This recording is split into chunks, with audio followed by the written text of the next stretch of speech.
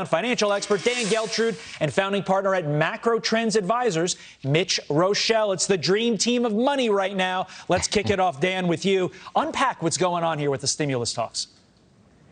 So you have the president saying, go big or go home. So Nancy Pelosi really has to love that. When we're talking about over $2 trillion of stimulus going into the economy, that's an enormous number, Todd. However, the real problem here are Senate Republicans. And Mitch McConnell basically saying he doesn't think he has the votes to get this through. Now, of course, President Trump says if we come to a compromise, an agreement with Nancy Pelosi, we'll be able to get this through the Senate. There's no question about the people want this. The economy needs it. Get it done. Okay, Mitch, tough question to you. When does this get done?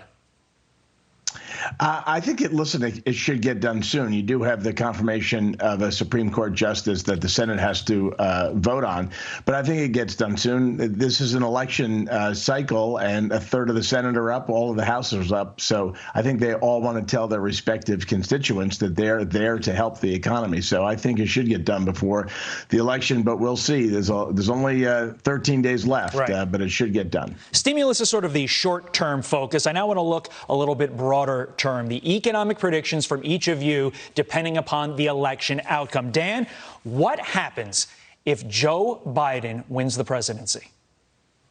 I think the economy is really going to have a tough time. Look, the secret to prosperity here is not taxing your way to that point. And Joe Biden has made it very clear that he is going to reverse the Trump tax cuts. Now, the New York Times reported that 65% of Americans saved taxes under the Trump tax cut. So what Joe Biden is proposing as far as raising taxes go is not just going to be on the rich and on corporations. Ultimately, it's going to affect a lot more people than just that. And I think that spells trouble for the economy. The president kind of agrees with you, Dan. Take a listen. The Biden-Harris agenda is projected to slash the typical American's income by $6,500, and that's just cut it down. What you could be making if you do this and what we're doing, because for the last 47 years, Joe Biden has been selling out the American worker.